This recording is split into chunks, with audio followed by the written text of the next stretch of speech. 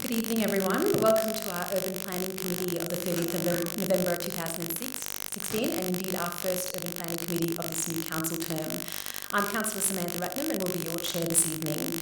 In recognising the cultural diversity of our great city, I pay my respects to the local Indigenous people of Moreland by acknowledging that we're meeting on the traditional lands of the Wurundjeri people of the Kulin Nation.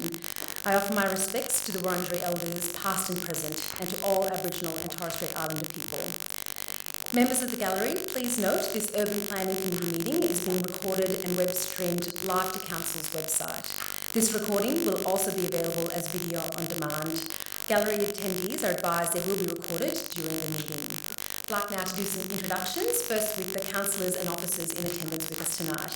Councillors in attendance tonight are Councillor Natalie Abood, Councillor Sue Bolton, Councillor Anna-Lydia Carly-Hannon, Councillor Ali Afandli, Mayor Helen Davidson, Councillor John Kavanagh, Councillor Dale Martin, Councillor Mark Riley, and Councillor Lambros Kapanos. The officers in attendance with us tonight are Group Manager City Development, Philip Priest, Planning Coordinator Narelle Jennings, Planning Coordinator Mark Hughes, Principal Urban Planner Megan Merritt, Urban Planner Anita Benidrujic, Governance Officer Saskia Hunter.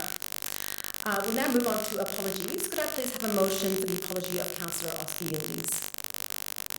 Councillor Davidson. Is there a seconder? Councillor Mark Riley. No comment on that. I'll put that to the vote. All those in favour? All those against? I declare that carried. We're now moving on to the adoption of the minutes. Could I please have a motion for the adoption of the minutes of the meeting held on the 19th of October 2016? Councillor John Kavanagh. Is there a seconder? Councillor Helen Davidson. Are there any comments or questions about the minutes? Just to mention that it was the final meeting of the previous council, only 3 days before the council election. Sometimes people think it's a bit unusual that councillors make those decisions at that point in time.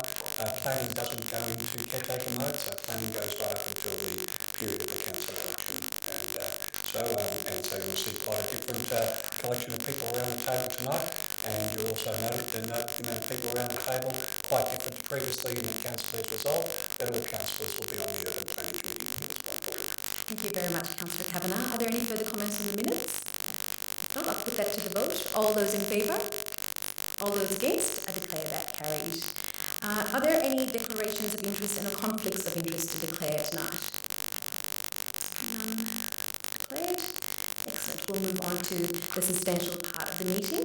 I wish to give you an outline first of how the Urban Planning Committee will run this evening. The relevant planner will introduce the report and offers his recommendations. I will then give any objectors the opportunity to move to the lectern to make their submission. After this time, the applicant will be given the opportunity to speak. If you're making a submission tonight, please clearly state your name and address for the record.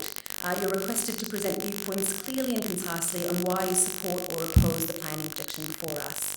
Please try not to repeat what earlier speakers have said, and you might want to lead to a point that an earlier speaker has made, but you don't have to elaborate on it if you wish. And that will help us move through the meeting.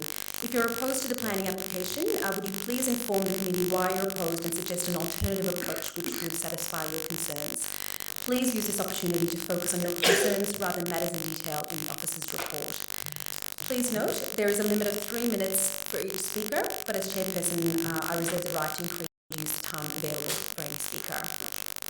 So we'll now move on to the presentation of reports, and our first report is DED 8516, the Grove between Sydney Road and Barrow Street, Coburg, planning application MPS 2016-503. And I'll ask the relevant officer to first present.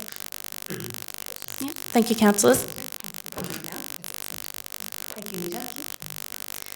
So the application relates to the Grove in Coburg between Sydney Road and Barrow Street.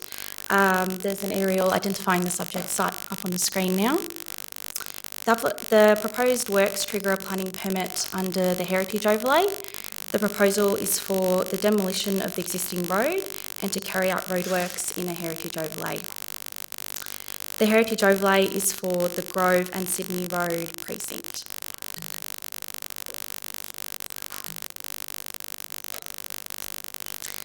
There's a photo of the subject site on the screen now. The road spans approximately 540 metres and is constructed of asphalt. The road's curb and channel is mostly constructed of 3-pitcher bluestone with some sections constructed of concrete. The grove is distinguished by its canopy of mature elm trees. The proposal incorporates the reduction in the width of the road from 12.2 metres to 9.8 metres, being a reduction of 1.2 metres either side. The reconstruction of the curb and channel with 2-pitcher bluestones, so it is continuous either side. Widening of the nature strip from 2.2 metres to 3.5 metres. Reconstruction of vehicle crossings. Reconstruction of footpaths where they are broken. And the installation of 4 rain gardens, 2 being at the DeKalb Street roundabout and 1 to the front of number 38, the Grove, and 1 to the front of number 35, the Grove. So the key issues of the proposal are limited to the considerations under the heritage overlay, and they are whether the demolition of the road is appropriate and whether the proposed roadworks will affect the heritage significance of the Grove. The key issues, the application attracted 59 objections. A number of issues were raised and they included, but were not limited to, the impact the roadworks have to the heritage character of the Grove, drainage impacts and traffic and car parking impacts. So the recommendation at page 3 of the agenda is that a notice of decision be issued, and I draw your attention in particular to condition 1B, requiring the deletion of rain gardens to the front of number 35 and 38 the Grove. Thank you. Thank you very much for that presentation. I'd like now to invite the first objector who wishes to the lectern. Who would like to go first? Thank you very much. I'll volunteer. Lee Annabella, resident at number 18 The Grove. So I'm referring to the report which was the next to the agenda. So from a resident's point of view, we have the perspective that committee has made a decision which is disappointing from our perspective. There are 5 points I wish to raise. Number 1, that the committee has totally discounted the existing road width and the way in which it contributes to the historical and the heritage value of the Grove. Instead, the committee ascribes all the heritage value to other things in the Grove and not the width of the road. I ask why it is that the committee has not ascribed any historical value to what nearly all of the residents in the Grove believe is one of the key defining attributes that makes the Grove unique and different from other Coburg streets. That's my first point. The second, the report totally dismisses the idea of a lesser narrowing option, that is to 10.7. I quote the committee report, the applicant considered the suggestion to narrow to 10.7 metres following the meeting and advised they do not wish to amend the proposal. I asked the committee to detail, which they haven't done, the consideration they have given before rejecting the proposal. The third point, the report quotes that 22% of the total number of properties surveyed responded with a preference for a current road width to be maintained. The earlier slide you saw with the red dots represents all of the objectors in the Grove. You also show in the report's attachment that a clear majority of single-dwelling establishments have objected to the proposal. I think there were only 8 single dwellings that did not object. I chose the single dwellings because they are the ones more likely to be permanent residents in the Grove, more likely to be affected on a longer-term basis. In any event, how is it that the committee reconciles the considerable level of objection with the mere 22% also quoted in the report? I mentioned in early correspondence that from a statistical perspective, the 22% is not only meaningless but actually misleading, and there's been a significant number of correspondence in that regard. I asked the committee, this is the point 4, to advise to what extent did it consider the findings of an independent local resident survey, as which showed from memory that 98 out of 100 respondents wanted to leave the road width as it is now. And the fifth and last point, has the council considered the likely effects on traffic flows, congestion, in particular of any future Kangan site development? If the decision to narrow the road 1.2 metres is based on existing traffic flow, and it has been because the report report quotes, the report annexed to the minutes, a reduction of 1.2 metres is required in order to maintain an appropriate width for traffic and parking without severely limiting or reducing what the road currently accommodates. Should not some reassessment of the proposal be made in light of probable change to traffic conditions in the future, subject to the Kangan development site being developed? As a planning committee, I would expect or hope that this has already been considered. If not, then it would be incumbent upon the committee to determine what effects this might have and the appropriateness of the decision to narrow to 9.8. That's it. Thank you very much, Ms. Bella. We won't respond to the questions individually. However, we'll take all the objector comments, and then during the debate, there's an opportunity for councillors to respond to particular queries that might have been raised. But just in terms of one point, through your submission, you alluded to a committee making a decision. Actually, no decision has been made on this application. The information that you have in the agenda is a recommendation from officers based on their assessment of the application and weighing it up with the objector concerns and all the work that's been done. The decision will be made by the Urban Planning Committee tonight, but what's in the report is the officer recommendation. Okay? So no decision has been made. I would ask then for the record, given it's being recorded, that where I refer to decision, that it refer instead to the report. Fantastic. Thank you very much, Ms. Bella. I appreciate that. Is there another objector who wishes to speak? Yes, please come forward.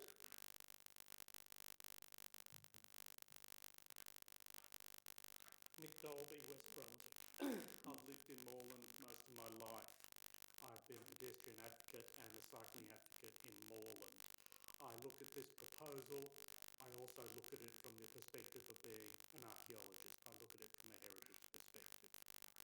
I strongly support the officer's recommendations for the treatment on the grove. I believe that it is appropriate heritage response to that landscape. The width of the road, as mentioned before, is not that uncommon in Moreland. And what's more, the width of the road was created in pre-motor vehicle days. We're living in the 21st century now, not the 19th century. Some things do need to change. The width of the road, if narrowed, will slow cars down. It will make the road safer, it will make the road more pleasant, it will make the buildings in the street more valuable. It will also mean that there will be less chance of injuries and death from motor vehicle accidents on that street.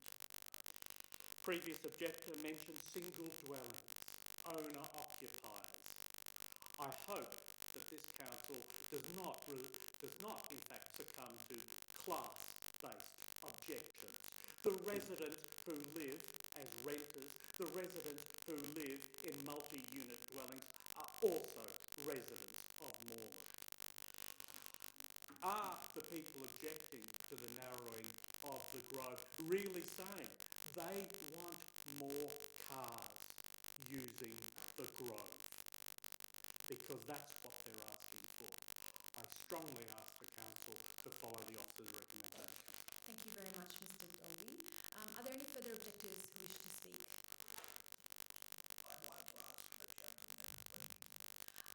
We normally don't entertain the discussion between objectors. I welcome you to approach the objector at an appropriate time.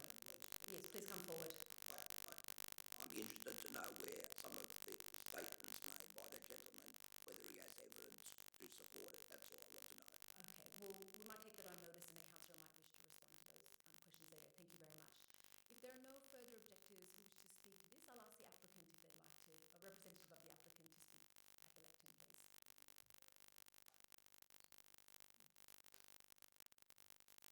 Good evening. I'm Greg Gale, the Manager of Capital Works Planning and Delivery here at Council. I won't necessarily respond to the items discussed in the objections. They're pretty well documented in the agenda report. But I will touch on some of the background of the project and how it's been developed to this point and answer any questions that you may have. The reconstruction of the grove has been taken as part of Council's capital works program, the road renewal program, due to its poor condition, and it's funded through the 2016-17 Council budget. And the project is being led by Council's engineering services team. The project scoping began earlier this year with input from various teams across Council. Internal consultation consultation is undertaken early to inform the project team of any issues and matters that affect other areas of council, particularly maintenance issues and that kind of thing that can be incorporated into the project. Just as importantly, it enables input from other areas of council who are the custodians, if you like, of the various strategies and policies the council endorses. And that's to ensure that these strategy outcomes or directions are incorporated into council projects as appropriate. Some of these key strategies include water map with respect to stormwater quality, street landscape strategy, and the urban heat island effect action plan. Whilst many of these goals of the strategies can't be delivered in one street or the impact of one project that significant, it's important that opportunities are realised wherever possible to enable those ultimate goals of council to be achieved. Community feedback is also a significant input into the design process, and as potential options were being developed through this early internal consultation, advice was also sought from Council's Heritage Advisor with respect to the heritage significance of the streetscape, particularly the street trees, the road width, and bluestone curb and channel, etc. And that's just to ensure that any proposals or options that we put out to the community as part of our consultation process are in line with the intentions of the planning scheme. Consultations were then undertaken with local residents in April this year, primarily around two options. One looking at maintaining the existing road width, and the second option of narrowing to the 9.8 metres. The 9.8 metre option was derived as it's the narrowest road cross section.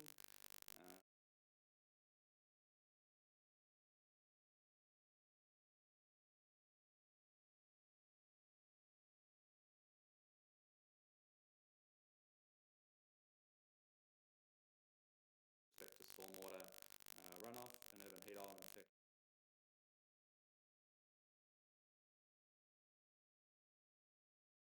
Also ensuring the health of the existing street trees, and also providing reduction in the overall construction cost if we're constructing a smaller road. Signal just a time alert. If you could please wind up as soon as possible. As indicated, the response rate was fairly low in terms of the response we had back from the residents at that time,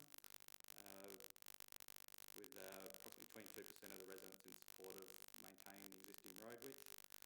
In light of the various drivers that council must consider, the preferred option from the council officer perspective was to propose the narrow road form. This was provided in summary format to the mayor and councillors of the day, because I understand most of the councils aren't on the current council, before advising the community back in early June. We only received a handful of complaints at that particular time from concerned residents. Met with one resident. We ran our hand really until the planning permit application was advertised in around August. So that's where we got to today. Thank you very much for that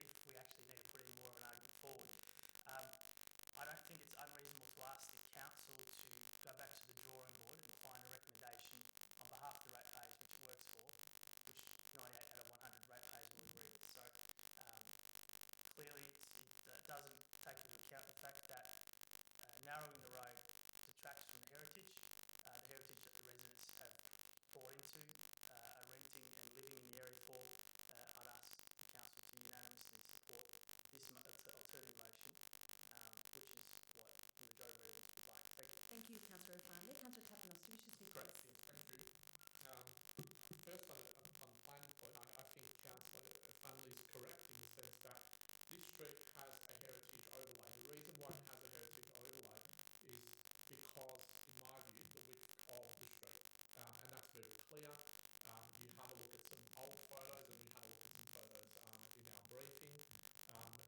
It is the width of the street which is really what makes it special. And I know that also, of course, the avenue is also in a similar situation, and these two streets are quite special in the municipality for that reason. So when the heritage overlay was applied, and when you look at the citation, that is really the dominant feature that it talks. It is really what was in the minds and what was one of the key elements of protection when the heritage overlay was considered. So I think this is a clear-cut issue. How does it impact on the heritage? Significantly. You're narrowing the street. You're removing what makes it special. And for that reason, it should not be supported. So I'm not sure what more needs to be said. There are many, many other alternatives that could be investigated to assist the trees in their growth and development into the future, and I honestly believe that. Sure, what is being proposed in the report is an option that would assist the trees in the future, not questioning that. But I believe there are many other options, and I don't believe we need to compromise heritage in order to actually save the trees. Quite frankly, I'm not even sure if the trees are going to be in great jeopardy. I'm even questioning that assertion to begin with. So I think that is the right way to go, councillors. And I did want to bring this matter up, which was touched on briefly as well, which is not a planning matter, but I often wonder how we can end up spending hundreds of thousands of dollars of ratepayer money, your money, to do projects that the community doesn't want. I often do wonder that. And that's exactly what we would be doing here. We would be listening to the community through the consultation period, hearing such an overwhelming response that says, leave the road alone, and we'll be doing the opposite. I just don't think that is what we were elected to do. So I'll leave it at that, councillors. I'll look forward to hearing the debate. Thank you very much, Councillor Tapanos. I've got Councillor Riley, who wishes to speak, indicated first to speak against the motion, and then Councillor Kavanagh. Councillor Riley. Thank you. I rise to speak against the motion and sort of foreshadowed motion, I guess, that's been proposed by the officers. Okay. And I do so with great thanks to Ms Bella for presenting tonight, because I appreciate the residents have got real concerns about the width of the road. I want to make a distinction between the width of the road and the width of the street. And in fact, what I'm speaking for on behalf of the nature strip and the trees, because they don't have a voice in this. And I think that ultimately we want a win-win situation where you, as the residents, get the benefits of the street. I want to make a point that the vast majority of open space in the city is covered by tarmac. And that tarmac is causing great havoc in our city. We have one of the worst urban heat island effects, which means we get one of the hottest effects in the peak of summer in our city, and we have a plan to address that. Now, this is only one small part of the city, I understand that, but this moves in that direction to address that issue. It also addresses some of the issues around carbon emissions, stormwater runoff, and so on. The officer's proposal does actually propose to not install the rain gardens in front of 38 and 35, but rather on the corner. So I see a similarity in the proposal here. So it is a difficult weighing up of the matters, and I appreciate the residents' concerns about the width of the road. The width of the street isn't being altered, but we are giving at least a metre on each side of the street to help those trees and to keep the amenity for the street, I believe, because I believe it'll be a win-win if we go on this Thank proposal. you very much, Councillor Riley. I'll just ask, Councillor Kavanagh is speaking against the motion. Is there a speaker for the motion? I'll just see prior to, we'll move to Councillor Kavanagh. Okay, thank you. And I want to echo Councillor Riley's sentiments, and I'm pleased that he's foreshadowed the opposite recommendation, because that's what I'll be voting for if this this is unsuccessful. I was the mayor 4 years ago when Rennie Street, just to the north, was being had a similar proposal for narrowing of the road. And in this very chamber, I hosted a meeting of residents. It's probably the most vitriolic meeting that I've had in my time, 12 years on council.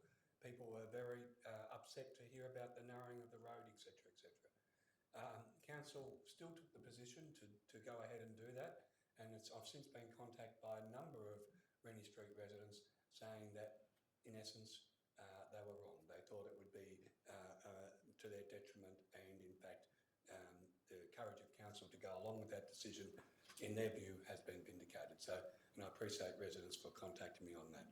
I actually believe that the road does have some elements of heritage, and therefore I'm pleased to see that they are going to be replaced under this proposal with under the officer recommendation with bluestone. I actually think it's the homes and the trees and the footpaths, etc., that add most of heritage in the Grove. It's a street that I know my mother admired and told me about, and we used to walk along that street after doing shopping at Sydney Road. We'd take the tram down. It's, you know, it's a beautiful, it is, there's no doubt, it's a premier street in Moreland, and I can assure residents that if I wasn't confident that the proposal of the officer recommendation would do due justice to the street and to the trees, then I wouldn't be supporting officer recommendation, but I'm confident that in the fullness of time it will. Thank you very much, Councillor Kavanagh. Are there any further speakers for or against the motion? Councillor Bolton, then Councillor Aboud. Councillor Bolton. I'd like to foreshadow an amendment to the officer's report if this motion doesn't get up. Councillor Bolton, I think procedurally we have to wait for the foreshadowed motion to be tabled before you can ask for an amendment. So you can't actually foreshadow an amendment. I can sort of basically indicate my position on things, because certainly I was contacted by a number of residents in the Grove about the issue of the narrowing of the road, and certainly my personal viewpoint is that I think what's being proposed in the officer's recommendation of narrowing to 9.8 metres is too much. But several residents did indicate to me that they supported a compromise motion in between what the council officers were putting forward of 9.8 metres and the existing road width. And so I've been mulling over some potential alternatives or potential compromises, and what I certainly would argue for is a width of 10.7 metres, which is smaller, definitely, than the road currently is, but it would be larger than what's being proposed by the officers.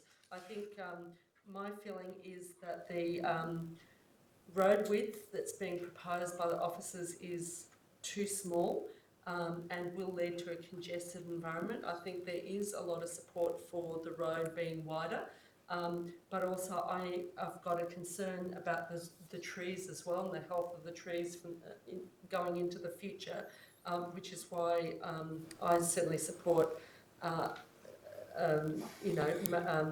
sort of compromise proposal of 10.7 metres, which I noticed that the person who spoke earlier, I didn't quite catch your name, I'm sorry. I think you suggested, or someone at the meeting suggested an amount of 10.7 metres. So I guess that means I'm sort of speaking against and indicating that I will move an amendment unless this motion gets up. Thank you, Councillor Bolton. Councillor Aboud. Thank you. Okay, so I would like to speak against Councillor O'Farnley's alternative motion, and I'm looking forward to hearing Councillor Bolton's alternative motion. I think that although the heritage of the road is incredibly important to the whole city, and it's a remarkable street, and I've always wanted to live on the Grove, and I think probably half of us do, so I envy your position. I think the very important thing to consider is something that Councillor Riley presented, which is that the integrity of the street won't be lost if the actual carriageway is narrowed. And in fact, if you consider the equation of losing the trees over losing the width of the carriageway, that the greater loss for the integrity and the look and the feel of the road itself, the street, which is the Grove, would actually be detrimental without the trees. And the first thing that we're told when we're confronting the situations with the urban heat island effect is to look at the Grove without the trees. And it's a wide road, but those elms are quite remarkable, and I think it's really important to protect them. The other thing that I think hasn't really been addressed is actually the state of the road itself. So I've ridden my bike today. I don't ride it all the time, but I never ride it down the Grove because it's a pretty awful road to ride a bike on. And I think that there's a very good opportunity to do a little bit of maintenance on the road and also try and protect the tree roots so that they will continue to affect the value of the properties on that street and the integrity and the heritage. Thank you, Councillor Aboud. Are there any further speakers for this item? Close the back. Certainly, Councillor O'Farnley. Thank you. Thanks for everyone for their input. It was a pretty good debate. I just want to address some of the issues that were raised regarding the urban heat island effect and giving the trees a voice. This road isn't the single issue that's contributing to that. I'm not sure if that can be taken into consideration when we're talking about the residents' particular road. There are plenty of parks and plenty of other industrial sites that we can address the urban heat island effect. I'm not sure that we need to pick that issue out for this particular road.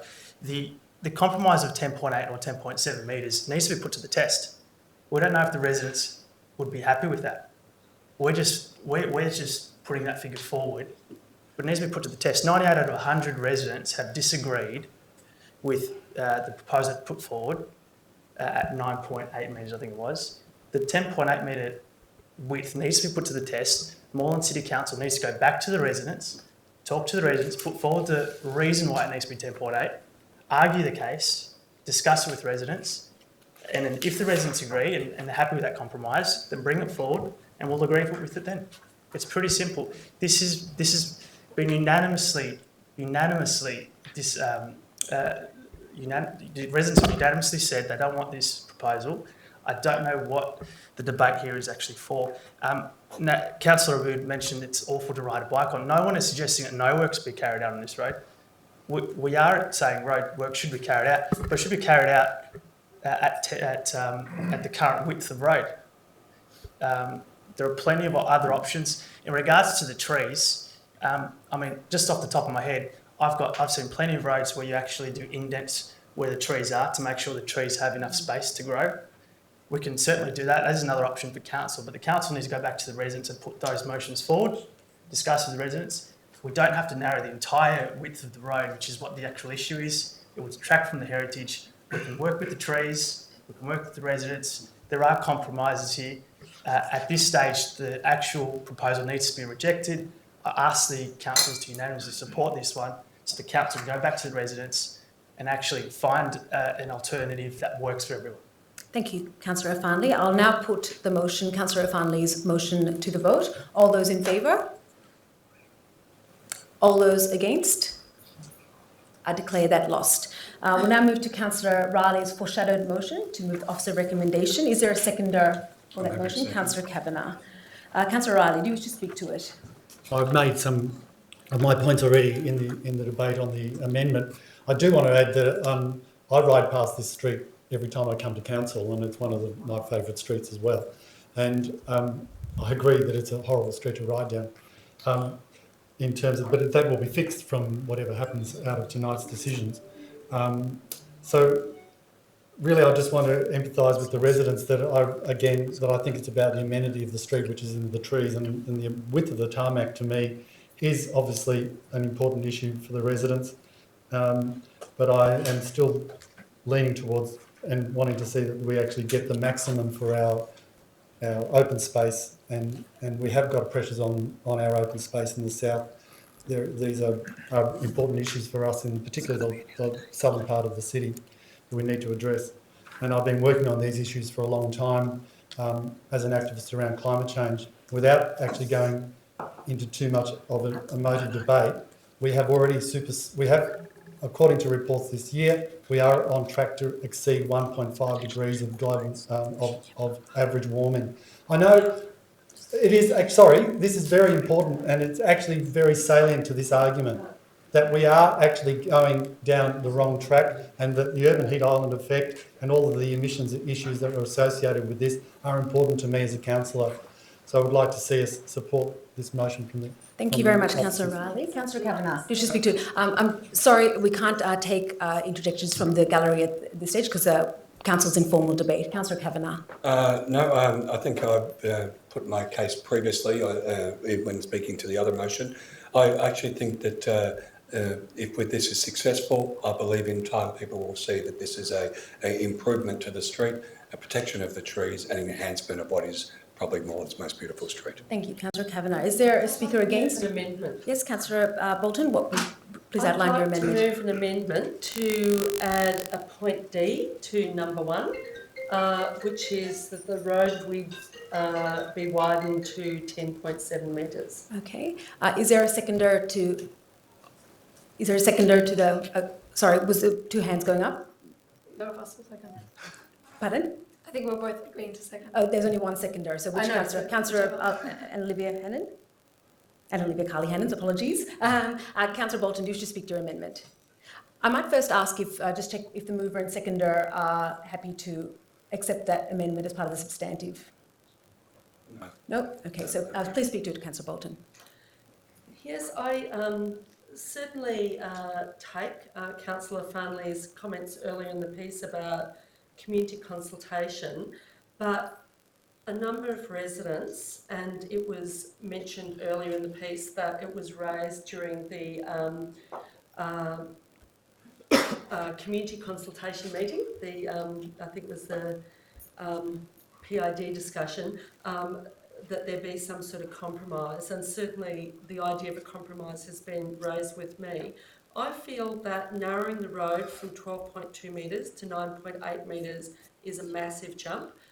For me, I think there is a lot of support in the area for the road being a wider road, and in saying that, I don't distinguish between renters or owners. I think all residents are absolutely important regardless of people's financial status, but I do feel that that is quite a, will make the road very congested, and I think it will affect the character of the area. But I also feel that the question of the future of the trees is important from the point, because that is also part of what gives the area its character and its heritage value. And I think, so I certainly support a compromise proposal where we don't squash the road down to 9.8 metres, but we do try and give the tree roots some extra space. My understanding from reading the report is that even at the point of 9.8 metres width of the road, the tree root systems will be encroached on, just not as much. That's true. But I think there are some methods to do with the construction which will need to be employed regardless of what the width of the road is going to be, to try and protect those tree roots, some less intrusive road construction techniques. So I certainly support the compromise proposal, and I feel that there is a fair amount of support, and it's been raised by members of the community in the formal meetings where residents and the applicant interact to discuss changes. Thank you, Councillor Bolton. Councillor Carly-Hannon, would you like to speak to your seconding? Yes, I agree with what Councillor Farnley and Councillor Bolton have spoken about in regards to listening to residents and making sure that we are consulting with them, and having such a huge number having rejected the council's proposal. I think that this is a compromise that I am willing to sit with, knowing that the heritage of this road is its whole entirety, with the width of the road and with the trees at large. And it is very important that we do protect these elm trees as much for also the heritage of it, and looking at, as our job with a heritage overlay, we have to consider what is it that we are doing that is still trying to keep intact that heritage and ensuring that residents feel that heritage is being maintained. So I'm supporting this with Councillor Bolton because I feel that this is the best option that we have. Thank you, Councillor O'Carley-Hannon. Is there a speaker against the amendment? Councillor Martin. Thank you.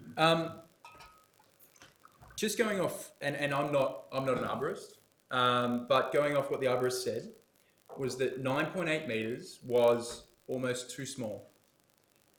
This 10.7, and while I agree in part with what you're saying, that it's been plucked out of air. We have an arborist saying that 9.8 metres is almost too small. 10.7 is definitely going to be too small.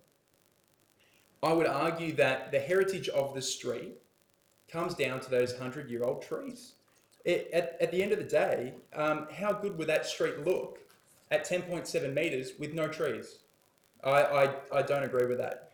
Looking at it, I mean, the officer's recommendations, it's safer through reduced speed, the health of the trees is maintained, it addresses the urban heat island effect, the bluestone is maintained, you get storm water quality improvements, and listening to Councillor Kavanagh's points has sort of convinced me further that I'm happy to support the officer's recommendations. Thank you, Councillor Martin. Are there any